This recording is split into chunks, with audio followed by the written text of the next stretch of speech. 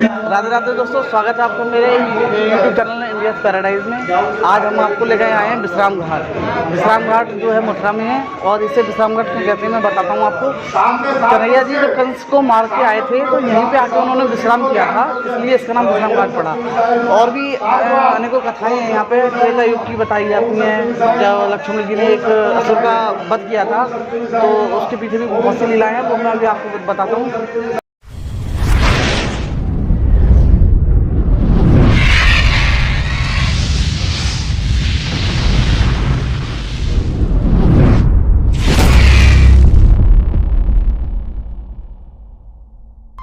इस स्थान की महिमा के बारे में आप बताइए। ये सामने वाला द्वारकाधीश का मंदिर है। ये मथुरा का श्री लक्ष्मीचंद जैन, उसके कोई बच्चा नहीं, 60 वर्ष की उम्र में जमुना जी से विनती करा, 61 साल में लड़का हुआ, तब ये द्वारकाधीश का मंदिर बनवाया। वृंदावन में जाओगे रंगनाथ जी का मंदिर, 12.5 मन सोना दान किया, 500 किलो सोने के झूले मथुरा में दान किए, 81 मन सोना वृंदावन में दान किया भैया। ये सेठ का बनाया हुआ प्राइवेट मंदिर है। जिस स्थान पर अपन खड़े हुए हैं वो गोकुल गमन मार्ग है। गोकुल गमन मार्ग, यहीं से रात के 12 बजे पर बाल देवी कृष्ण भगवान को गोकुल लेके गए। यहाँ से 1 किलोमीटर दूर जन्मभूमि है भैया। ये सामने वाला विश्राम घाट है, यहाँ मामा कंस को मार के भगवान ने विश्राम लिया।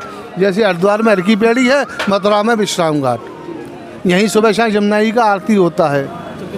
हाँ, चल थोड़ा आगे है भैया। जो भाई दूज का टीका लगता है वो इसी घाट पर लगता है भैया। अब के 40 लाख बहन भाइयों ने यहाँ पर स्नान किया। यमुना जी सूर्य की पुत्री, शनि की और यमराज की बहन है। सूर्य भगवान के 2 पत्नी संध्या और छाया। यहाँ संध्या के लड़की लड़कों के दर्शन है, छाया के हैं शनिदेव। यहीं पर लमड़ासुर को मार के शत्रुघ्न जी ने विश्राम लिया। यहीं पर नाच को मार के वराह भगवान ने विश्राम लिया। ये सामने वाला विश्राम घाट है बाबू जी, आइए।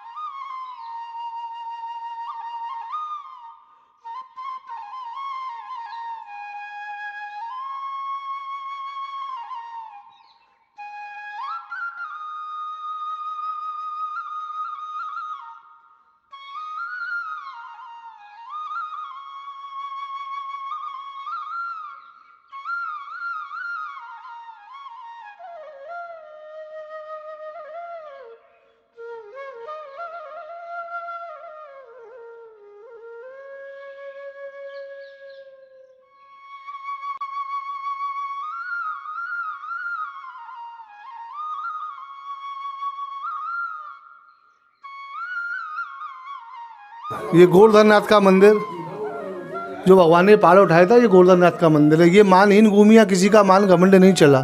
यहाँ उद्धव जी ने घमंड किया, उनका मान मर्दन हुआ। कालिया नाग ने मान किया, उनका मान मर्दन हुआ। इंद्र ने मान किया, उनका मान मर्दन हुआ। एंड में राधा जी बोली कि मुझसे बड़ी प्रेम का कोई नहीं है। भगवान ने दृश्य इग्नोर किया, मान सरोवर छोड़ा। यहाँ 3 देवियों के दर्शन है। सबसे बड़ी यमुना माता, दूसरी कुब्जा माता, तीसरी रुक्मिणी माता। जब राधा जी का घमंड शुरू हुआ तब भगवान इधर लेके आए, तो यहाँ छोटा स्वरूप राधा जी का है। हाँ, कहते हैं 4 चीज़ बहुत बुरी होती हैं। रूप स्त्री शत्रु भार्या, पुत्र शत्रु को परिणता, ऋण करता पिता शत्रु, माता शत्रु शानी।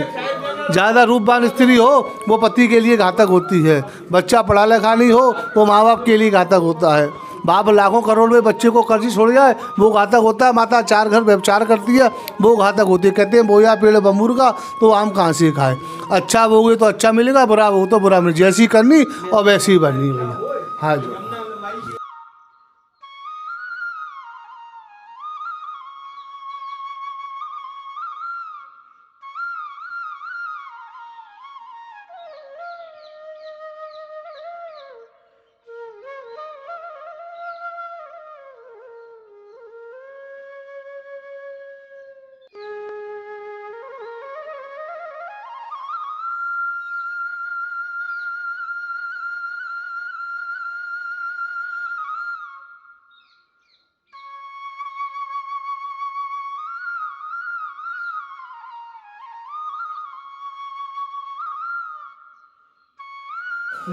ये सामने वाले दर्शन करो भैया। ये यमुना जी धर्मराज, यमुना जी सूर्य की पुत्री, शनि की और यमराज की बहन है।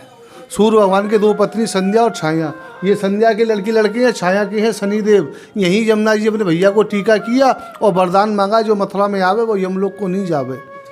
धर्मराज बोले बहन सभी मथुरा आने लगेंगे, मेरा यमलोक तो खाली हो जाएगा। तो उसमें फिर बदल हुआ, जो भाई दूज के दिन भाई बहन हाथ पकड़ के स्नान करती है वो यम फंदे से मुक्ति होती है। कभी आप आइए, भाई दूज के दिन लाखों बहन मैया की स्नान करता है। यमुना जी पुत्र को देने वाली, सुहा की रक्षा करने वाली है। गंगा जी को जबरदस्ती भागीरथ जी लेके आए थे, यमुना कृष्ण से पहले की यमुना कृष्ण की पटरानी है। जो यमुना का पूजन अर्चन करते हुए यमलोक को नहीं जाती है। आप बिहार गए या तो वहाँ पिंडदान होता गया जी में, सोरोजू में अस्थियों का दान है, ये गऊ लोक धाम है। जब मामा कंस को मारा है भगवान ने, माता पिता को जेल से निकाला है, तो यहाँ 10 लाख गाय दान की, ये दान का भूमि है। राजा बलि दान दे रहे थे, शुक्राचार्य मना कर रहा था। धर्म में बहुत बाधाएं आती हैं, भगवान ने उसका आँख फोड़ा, कहते धर्म में आगे और पाप में पीछे रहना चाहिए। जो जैसे जैसे कर्म करता है वैसे वैसे उसको फल मिलती है। यहीं से बैतरणी पार होती है भैया, पाखंडी साधु भी मिलती है। धर्म करने वाले के लिए धर्मराज है, वैसे ही यमराज है। हाँ भैया, ये दर्शन करो साहब। इनके दर्शन है आप? ये यमुना जी धर्मराज का बाबू जी है। अच्छा, हाँ, जी और बजरंग धर्मराज, धर्म करने वाले के धर्मराज, वैसे ही यमराज। अच्छा। हाँ, ये सूर्य के पुत्र पुत्री हैं भैया।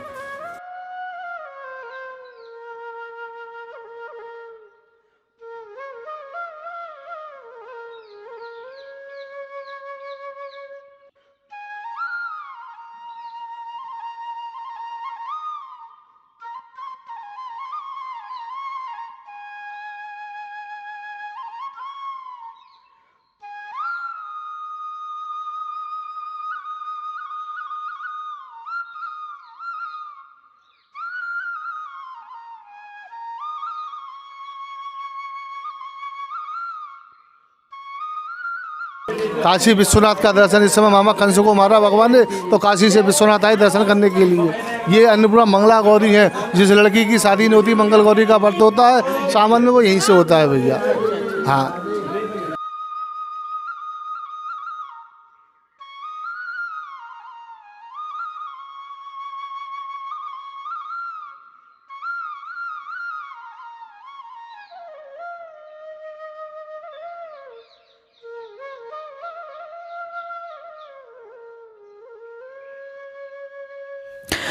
भगवान श्री कृष्ण ने कंस का वध कर इस स्थान पर विश्राम किया था, इसलिए यहाँ की महिमा अपरंपार है।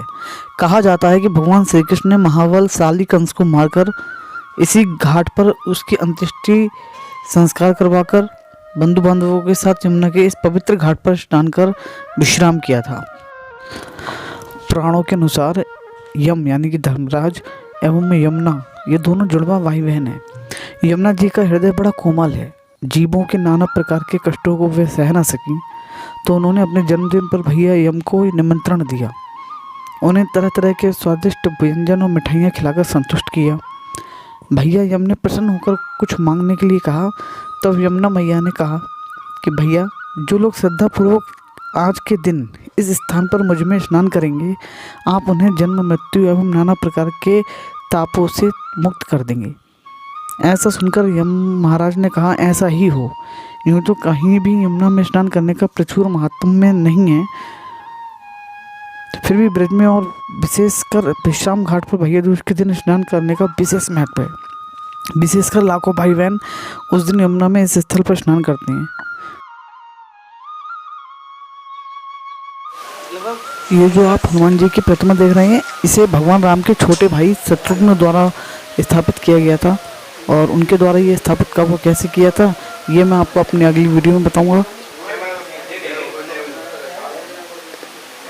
विश्राम घाट, तो इसको विश्राम घाट इसलिए बोला जाता है कि यहाँ भगवान ने मामा कंस को मार के यहाँ विश्राम किया, और यहाँ विश्राम करने के बाद में भगवान ने अपने माता पिता को जेल से निकाला। तो भगवान के माता पिता का नाम है देवकी और वासुदेव। तो देवकी वासुदेव को जिस समय भगवान जेल से छुड़ा के लाए, तो यहाँ पर अपने माता पिता को लेके आए, तो इसका नाम पड़ा विश्राम घाट। तो विश्राम घाट पर जैसे माता पिता आए, तो माता पिता बोले कि हमको यात्रा करनी है। तो भगवान बोले कि तुमको कहीं जाने की जरूरत नहीं है, मैं सारे तीर्थों को इस ब्रिज में बुलाता हूँ। तो अपने हिंदुस्तान में जितने भी तीर्थ हैं, वो सारे तीर्थ भगवान ने आह्वान करके इस ब्रिज में बुलाए। तो इस ब्रिज की जो यात्रा होती है उसको बोलते हैं ब्रिज 84 कोस। तो ब्रिज 84 कोस की जो यात्रा होती है वो सबसे बड़ी यात्रा होती है। जो अपने जीवन में सबसे बड़ा जो होता है वो होता है 84 लाख जोनी। तो 84 लाख योनियों से मुक्ति जो मिलती है वो इस 84 की यात्रा से मिलती है। तो 84 की यात्रा जो होती है तो अपने जीवन में सबसे बड़े होते हैं 16 दान। तो 16 दान क्या होता है कि मरने के अगर धरती पे अगर गऊ दान करी तो वही गऊ अपन जो यहाँ धरती पर दान करते हैं वही मरने के बाद में बैतरनी पार कराती है। जैसे कछुआ और मछलियों को अपन आटा डालते हैं तो ये क्या है कि इनको आटा डालोगे तो मरने के बाद बैतरनी नदी में ये खाएंगे नहीं। अगर भूमि दान करी यहाँ पर तो मरने के बाद में बैकुंठ में भूमि मिलेगी। अन्न दान किया तो अन्न खाने को मिलेगा। दानीकरण था सबसे बड़ा। उसने हीरा पन्ना जवाहरात दान किया लेकिन मरने के बाद में उसको अन्न खाने को नहीं मिला। तो क्या है कि ठाकुर जी की इसी लीला को समझना है। तो यहाँ जो ये ब्रिज है, ये ब्रिज जो है हमारा, ये भूमि से अलग है। कोई बताओ ऐसी जगह है जिधर 6 ऋतु पड़ती हो? ये हमारा ब्रिज है वो यहीं पड़ती हैं। यहाँ सबसे ज़्यादा ठंडी पड़ेगी, सबसे ज़्यादा गर्मी पड़ेगी, सबसे ज़्यादा बरसात पड़ेगी, बसंत ऋतु यहीं पे मिलेगी और कहीं पर नहीं मिलेगी। तो ये भगवान के माता पिता का मंदिर है। जो भी आवे तो यहाँ भगवान की आरती होती है।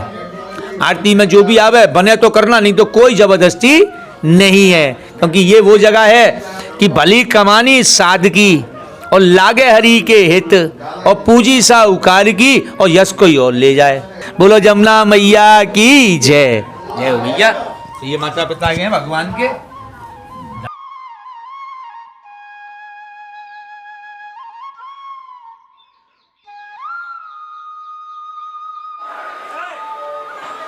ये प्रांगण जो आप देख रहे हैं ये विश्राम घाट के पास में बना हुआ द्वारकाधीश मंदिर का है और बहुत ही भव्य मंदिर बना हुआ है। मैं आपको पूरी कोशिश करता हूँ कि मैं आपको द्वारकाधीश के दर्शन करा दूँ और बहुत कोशिश करने के बाद मैं एक झलक आपको दिखाता हूँ।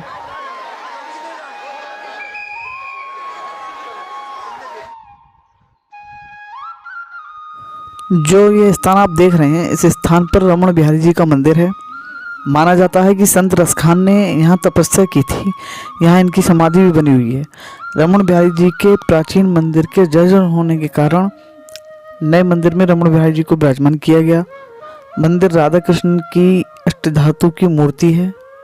मंदिर में जैसे भक्तगण इनके दर्शन से पुण्य लाभ प्राप्त करते हैं। और यहाँ की रेत जो है रमण रेती की मिट्टी से तिलक करके श्री कृष्ण के चरण रज को माथे से लगाते हैं।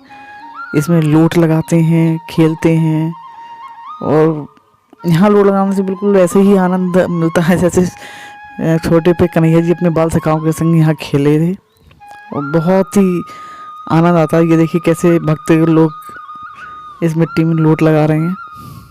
जय श्री कृष्ण।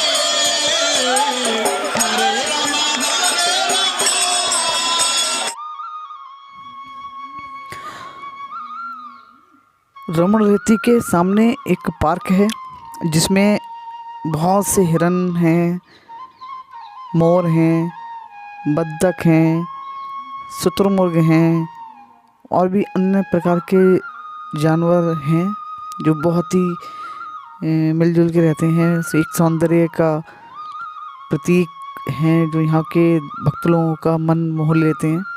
ये देखिए कैसे हिरन है, यहाँ लोग इन्हें दाना डालते हैं, दाना खिलाते हैं।